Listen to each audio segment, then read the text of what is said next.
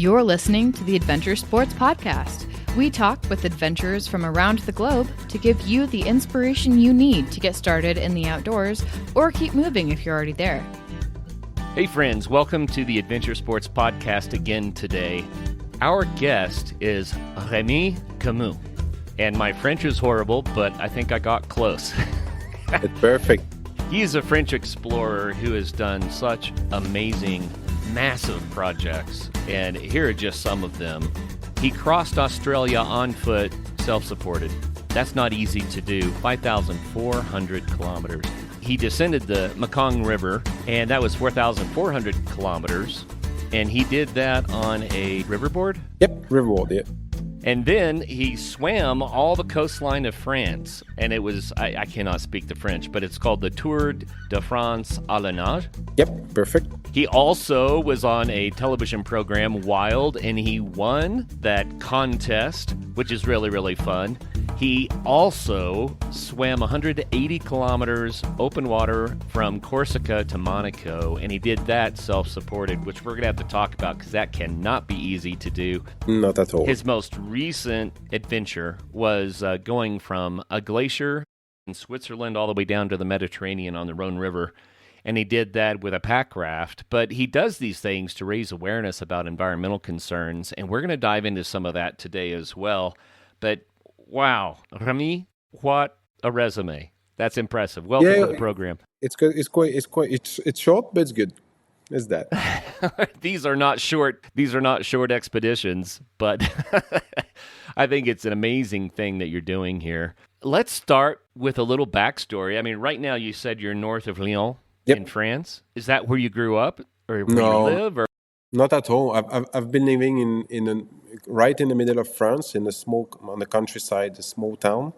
At the beginning, as I started to work at school, and I wanted to work in hospitality business. So I've done degrees about it.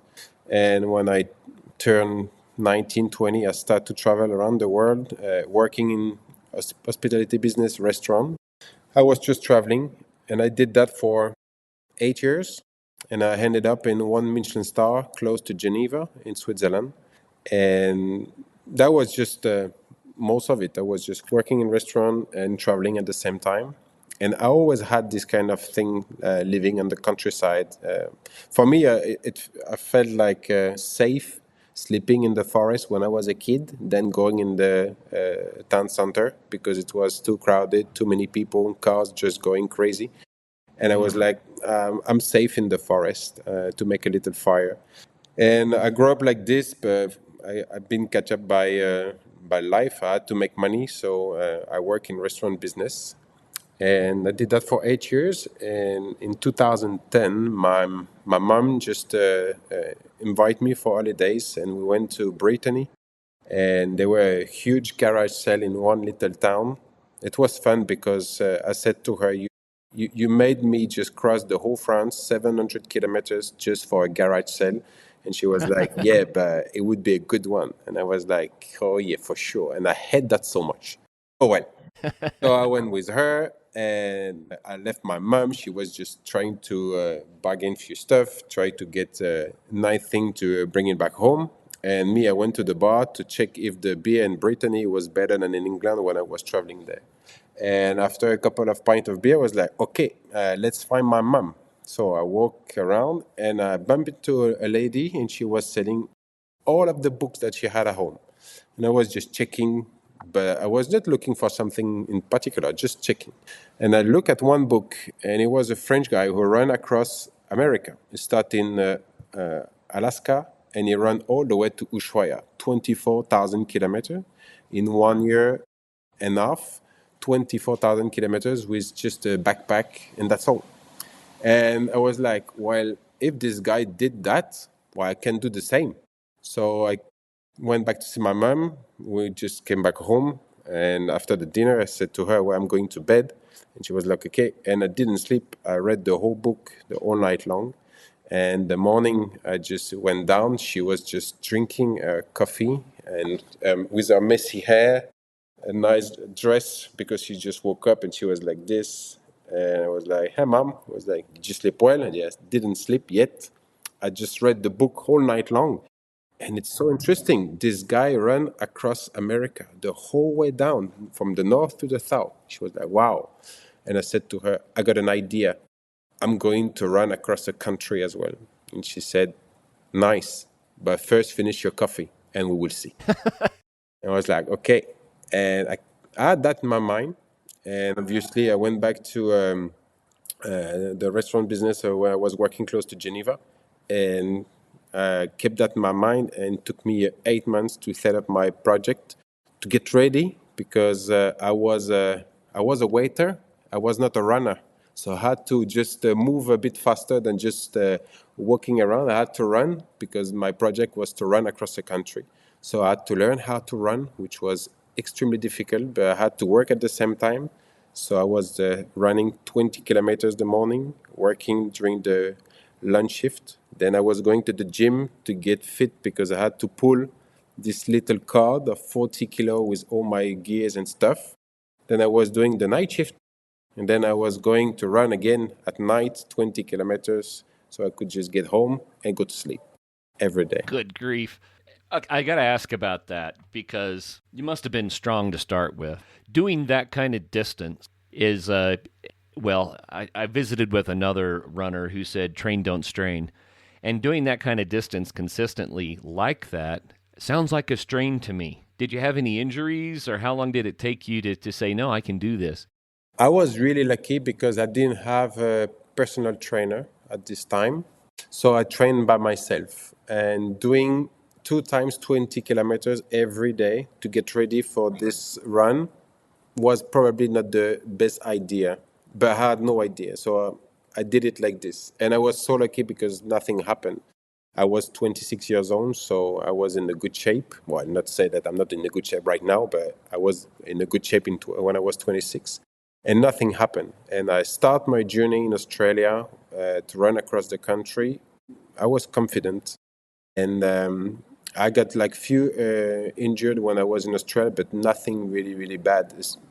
I got injured because I had only two pair of shoes to run 5,400 kilometers to visit the Aboriginal communities, and it was not enough. Obviously, I was supposed to take like five, and I got like really, really pain on my hips.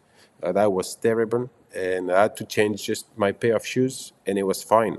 But if I would say about my physique, everything was fine. I got bitten by a redback spider, this kind of thing, when I was in Australia, but nothing bad just happened about my physique. I was really lucky that I could cover this distance without being injured. That's amazing. So that was 5,400 kilometers, and you pulled a gear in a cart. Yep. You went from Melbourne to Darwin on the Stuart Highway and the Great Ocean Road. That's a lot of desert. It is. Like when you just stick to the Great Ocean Road, you're just most of the time close to the road. It's rainforest next to the ocean, so it's quite nice. You get like a small cities town every 50 kilometers, so you just can get water and food easily. When you reach Adelaide, and then the last point, it's Port Augusta, before the desert, suddenly it's just like you open the door and it's just an empty desert in front of you. You're like, my gosh, in front of me that there is no town, there is nothing. So I got to be ready. And it's just a massive like smash on my face. I'm sure that if I would have to start my journey in a different way, if I would start in Darwin, ended up in Melbourne, that would have been extremely difficult, because when you start in Darwin, after just a few hundred kilometers, you just end up straight away in the desert, which could be difficult. But the other way, I made like almost 1,000 kilometers before to reach the desert. So I got used to it, to run every day, pulling my little trailer to get to the desert and then to the Aboriginal communities. So it's like I've been trained, and I got another training before to get the desert. Right. But that was good. It would be harder to turn around, too, knowing that you had covered so much distance already, but if you start in the desert, boy, that could be discouraging. Hey, a brief coming-of-age story. When I was 17, my mom and dad and my sister and I decided to do an extended family road trip. We made it as far south as Carlsbad, as far west as Sequoia National Park and Yosemite National Parks. We made it as far north as Glacier National Park. But there, I split off from the family. They went home, and I went to Seattle. I met my friend Jason. He and I traveled all the way across Canada, down the eastern seaboard in a 1968 Volkswagen, and we camped in a tent the whole way across the North American continent. I came back changed. In many ways, I left home a boy and returned home a man. It was life-impacting. We didn't fly over the North American continent. We traveled through it. If you would like to connect the dots of this continent, then today's sponsor is here to help. I'm talking about Outdoorsy, of course. Outdoorsy has thousands of RVs and campers nationwide. They're available right in your neighborhood, and you can drive it yourself, you can tow it, you can actually have it delivered and fully set up your destination if you want to. They have comprehensive insurance, 24/7 customer service, roadside assistance, so you have built-in peace of mind. It's a great value. It's often less expensive than hotels, and it allows for a really fun family and group approach to travel. It's available to renters 21 years and older. So get your RV in 3 simple steps. You search through the inventory and choose one that's right for your trip and your group size. Book it with confidence and hit the road. It's that easy. This summer is massive. Think about this. The big international soccer tournament coming to North America. America's 250th anniversary with celebrations across the country. The 100th anniversary of Route 66. It's one of the most iconic road trip routes ever, and I have traveled much of that. It's really cool. An RV isn't just transportation, it's how you can stay closer to the action. Think for a moment about family reunions in RVs. How about traveling with parents or grandkids, friends, or even pets? How about getting closer to the trailhead or the river or the beach than the hotel allows? And how fun would it be to have an RV for music festival weekends? And you can save money by using the code ASP when you book your RV. Right now, my listeners can have all the service fees removed from their booking in 2026 with the code ASP at outdoorsy.com. That's OUTDOORSY.com, and use the code ASP at checkout to remove those service fees. Why not take the time to actually see this amazing nation we live in and let Outdoorsy.com make it easier for you? You had to take a lot of water in your cart. How heavy was that? Was very different when I was on the Great Ocean Road, completely the south. I was carrying like between 5-6 liters a day. That was enough because I could just get water easily. When I reached the desert, I discovered that I couldn't get easily this kind of water. So I was just running with 30, sometimes 35 liters of water. And I was drinking between 15 and 20 liters a day. So that was tough. I was hoping 35 kilograms. Yes. Is Just what water we're talking and about just here. could just get rid of. It was just like going only on my sweat and nothing else. Like I was just stopping to pee, and I was like, "That's all? Where is it?" And it was just that was crazy, sweating that much. And I was just hoping that people were just passing by, and I was just stopping every single car, just like, "Please, guy, do you have a bit of water?" I was like, "Yes." So most of the people, they were helping me. And you get some resting areas sometimes in the middle of nowhere in Australia. And they said it's not drinkable water. You shouldn't drink it because it's bore water. And me, I didn't get it at the beginning because I thought it was boil water, BOIL. And they said, no, it's not boil, it's bore. Because we just take it from underground. It's a really, really strong one. And I was like, I didn't get it. But they said, don't drink it. But I had nothing else. So I had to drink that. Well, I'm still here, so I'm safe. It seems to be that I just passed my whole journey. That was a strange thing to run across the country under 50 degrees temperature.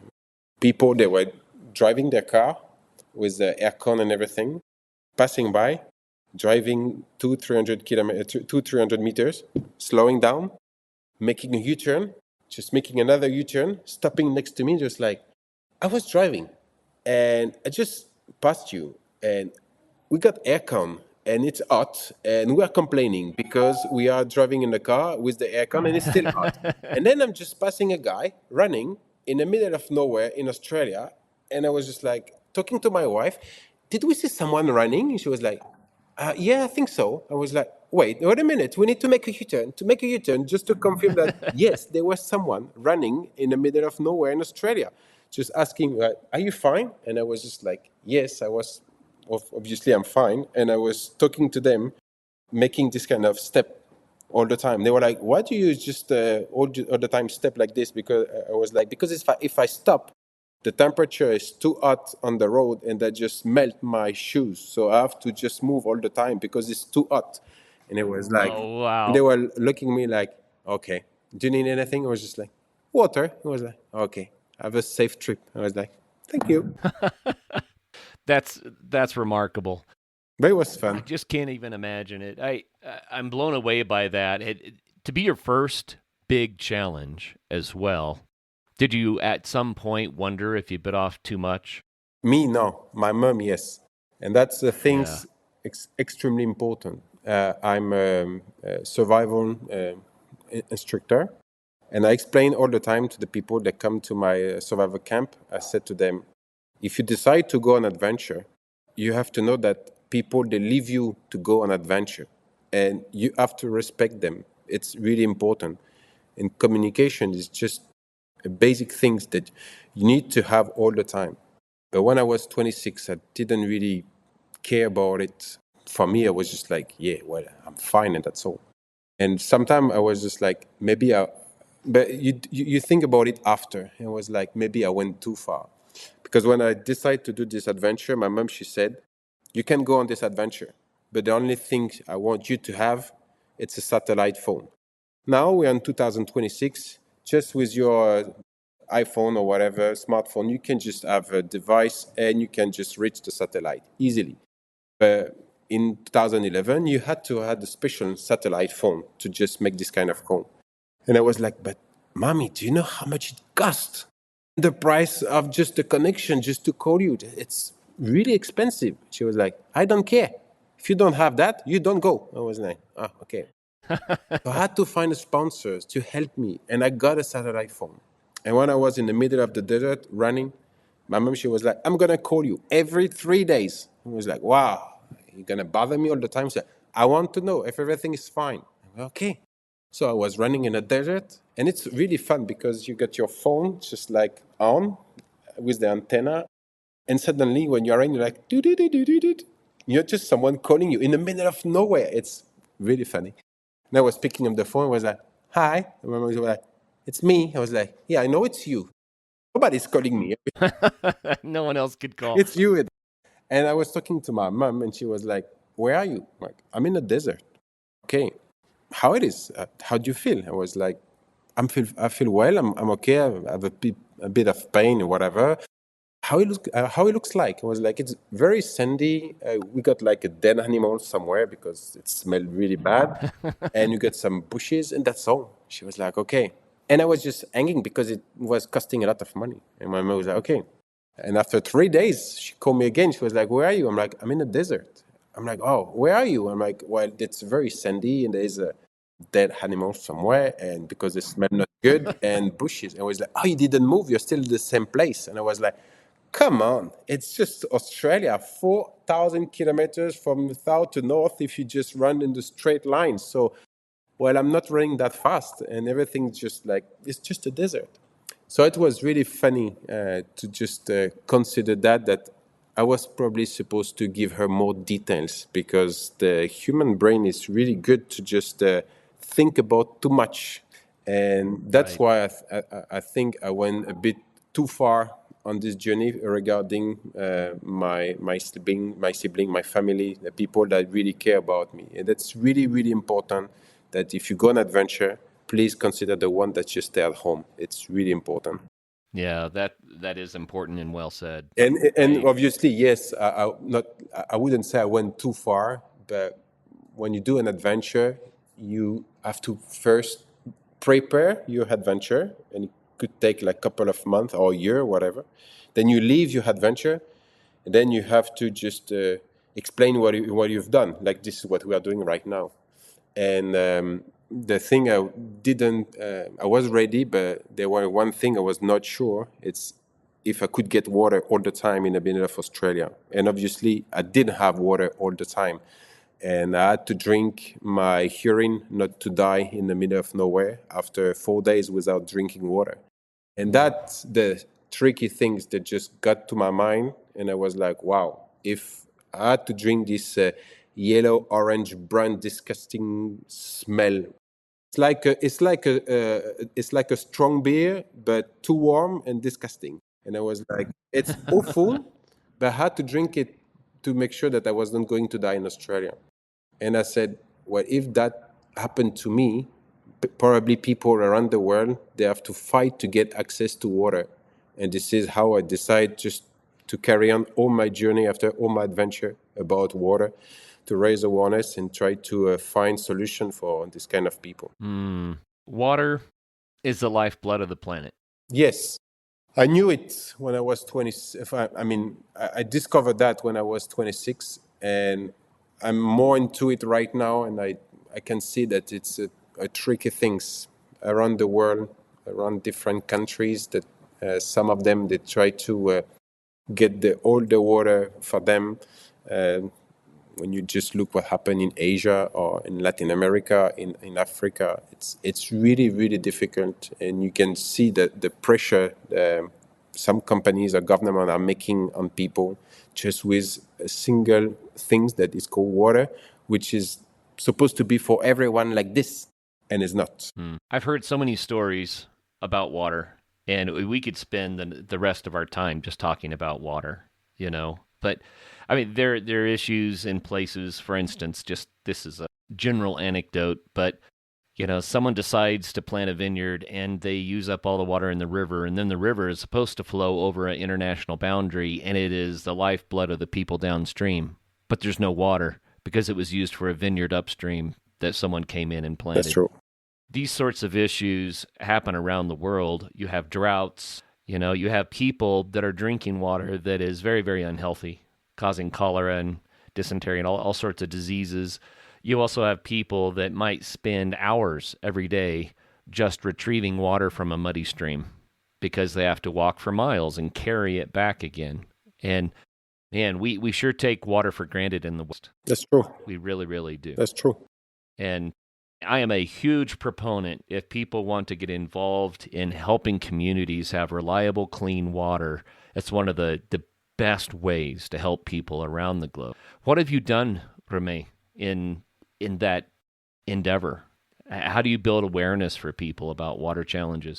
Well, when I've done my thing in Australia, I did like a couple of adventures. That the one that you said at the beginning, I riverboat the Mekong River from Tibet to Vietnam, and the goal was to understand how people living nearby the river they was just getting this kind of access to the Mekong River, which is extremely interesting because I didn't know that, but you got like 70 million people living nearby the Mekong River. 70 million. Wow. It's massive. It's huge. And most of them, they live with this river. They need it for transportation, for agriculture, for fishing, for living, they need the water all the time. And you can see that since the first dams have been built on the Mekong River, so it's like 30, 40 years ago, things have changed completely. You have some places that the water is not like flowing naturally. They know how to control the people living downstream. They can just open the water or they can close it easily. So I was just like trying to understand how people they were living nearby this river. So I riverboat the Mekong for 5 months completely, 6 months because I've been stopped by the immigration in the capital of Laos for drug trafficking, weapon. I was just like, come on, guys, just give me everything. That would be fun. It happened to me like this, but I managed to just finish my journey. But when you reach the Chinese Sea, completely at the bottom, nearby Vietnam, you can see that 70 million living nearby the Mekong River in 2014, just dumping into the river all their trash because they didn't have facilities. There's nothing just to collect all the trash that we can have in our developed country. And all of that just moves slowly all the way downstream to Vietnam and then to the open water. And I was just like, my goodness, it's a lot of things going into the sea. Like, how many kilogram of trash are just ended up in the ocean? I didn't know at this time. And when I discovered that it's like more than 600 tons every second ended up in the ocean, and from the, like we said that there is like 10 big rivers around the world that just help to have this kind of 50% of trash that you can find in the water. And I was like, wow, if that happened, people, they need to know about it. I decided to finish this journey to get back to France and to set up a new project swimming along the French coast from Dunkirk, which is the north of France, and all the way to Monaco. So I was just swimming 2,650 kilometers in 3 months and a half, 30 kilometers a day, 12 hours a day. And I was just talking to people, trying to raise awareness and to explain that our country, France, is well exposed to what happened and what's coming from the ocean, because we are really well exposed to all the water. And I had the chance to talk with more than 23,000 people. Like, not like some of them say, oh, I reached 2 million people on social network or whatever. No, like really. I had the chance to talk to 23,000 people in front of me just to explain to them why it's so important to preserve our environment, why it's so important that we need to preserve our water, our coastline, why we are just a unit, like nature, environment, ecosystem, everything. We are just all part of it, and we need to care about it. But I had to move on my journey, and I wanted to just talk about something like it's the more and more invisible. So when I reached the Mediterranean Sea after the French swim along the French coast, I was just like, this is I don't know, it's the right word, paradox between what we can see when we are living. You go to the Mediterranean Sea during the summertime, it's all blue, nice and perfect at the surface. And when you put your water under the water, it's covered by trash. You can find wrecked cars, bicycle, motorbike, tires, bottle of plastic and everything. Goodness. And I was like, this is disgusting. But still, it's something that you can collect easily because it's just huge pieces. And I was like, but what happened when all of that just become so tiny that our eyes just can't see it?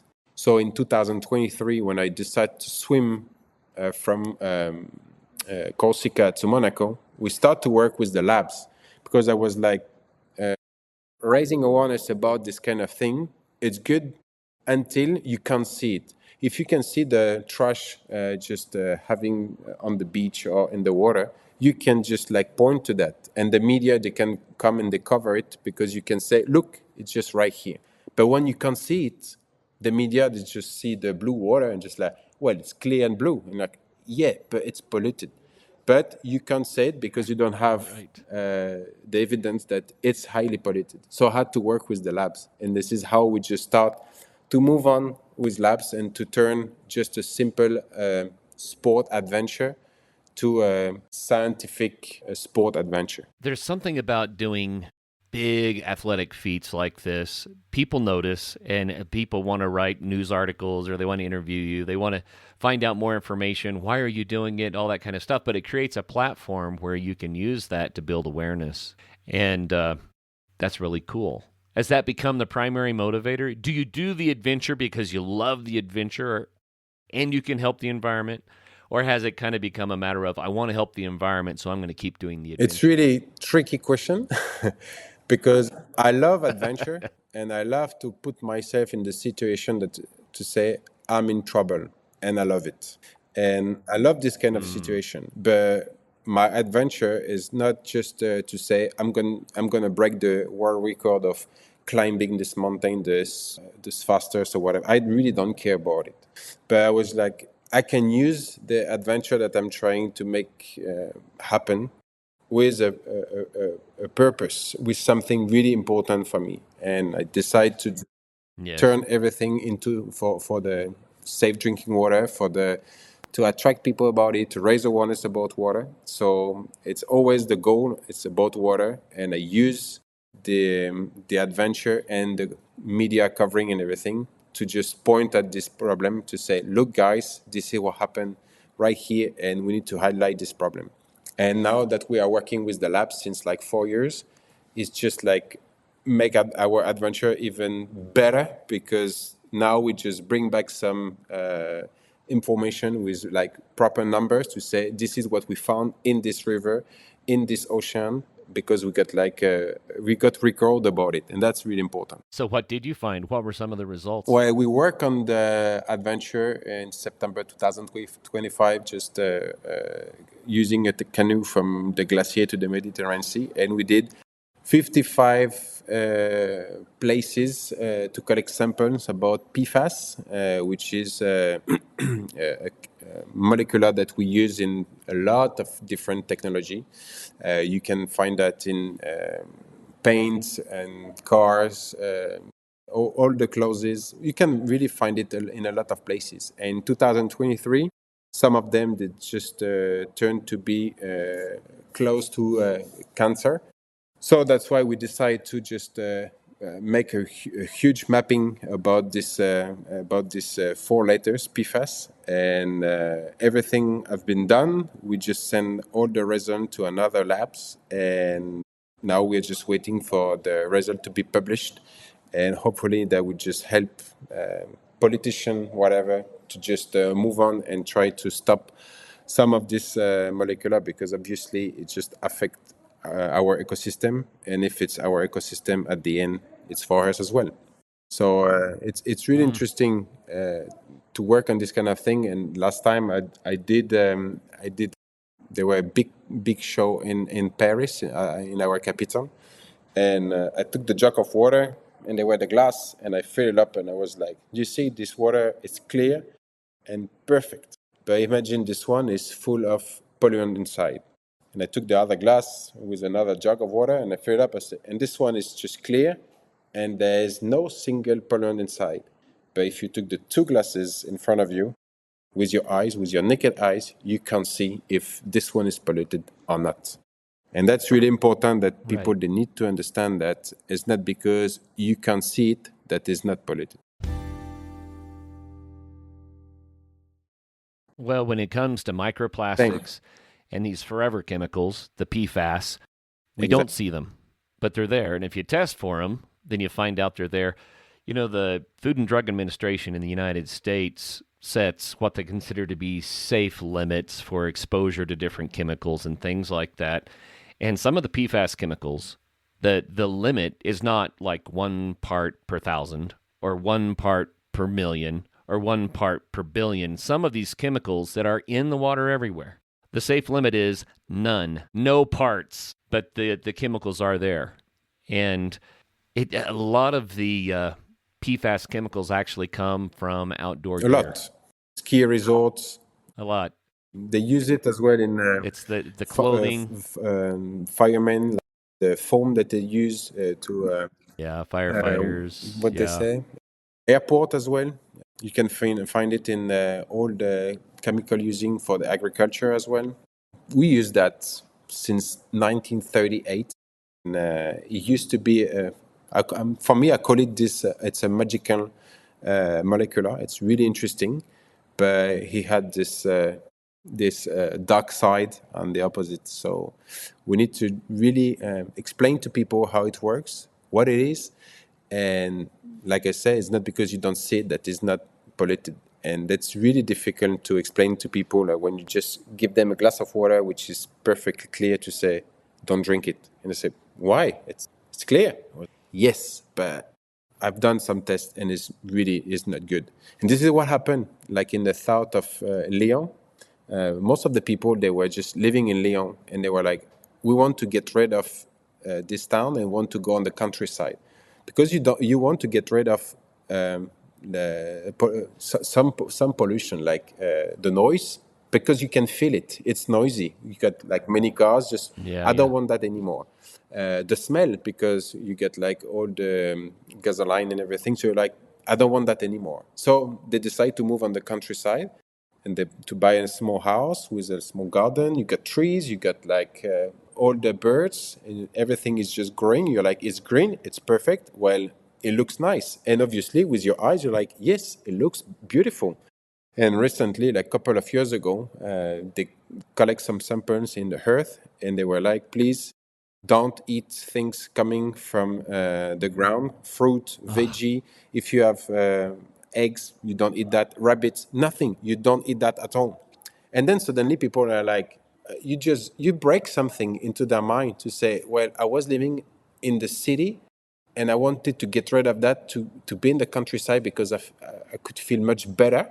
And then suddenly you explain to them that you can't use, you can't drink, you can't eat what you produce because it's highly polluted.